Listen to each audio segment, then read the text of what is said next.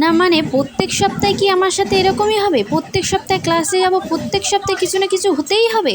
গত সপ্তাহে ট্রেন গেল মিস হয়ে, এই সপ্তাহে আর এক অন্যরকম ঘটনা। এই যে আর্ট পেপারটা দেখছো, একে নিয়েই আজকে ঘটনা।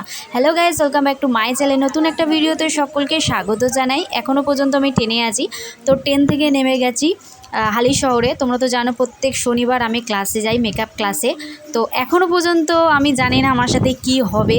আমি মানে গেস করতেই পারিনি। 2 ঘন্টা জার্নি করে এলাম, মানে যাদবপুর টু হালি শহর, অনেকটাই ডিস্টেন্স। এখনও জানতেও পারিনি আমার সাথে কি হতে চলেছে।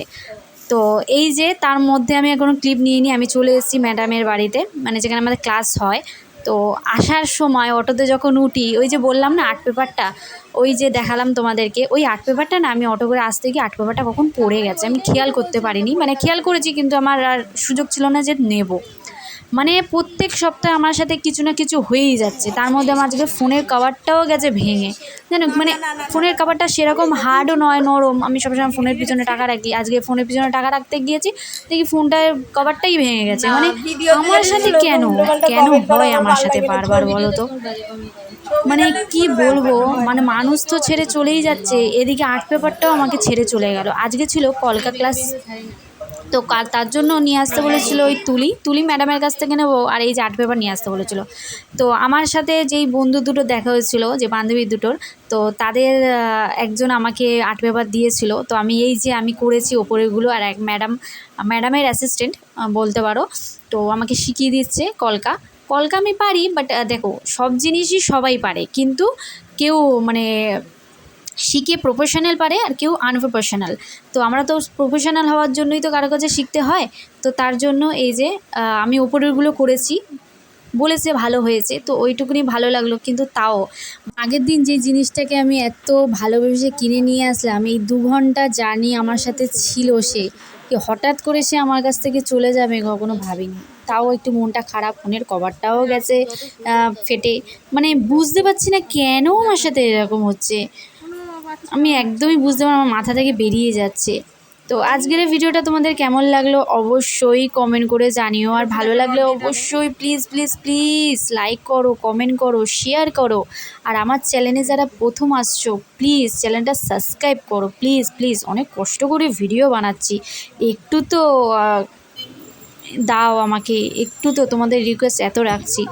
তো ক্লাস শেষে এখন উঠে গেছি টোটোতে, এখন যাচ্ছি বাড়ির দিকে। বাড়ির যেতে এখন অনেক দেরি। এখন সবে ম্যাডামের বাড়ি থেকে বেরিয়ে অটোতে উঠেছি। ওই সব বন্ধুদের সাথে বান্ধবীদের সাথে কথা বলছি, বন্ধু মানে বান্ধবীদের সাথে কথা বলছিলাম। তো ওইটাই আমি বলছিলাম যে আমার সাথে কেনই হচ্ছে এরকম, আর্ট পেপারটাও গেল।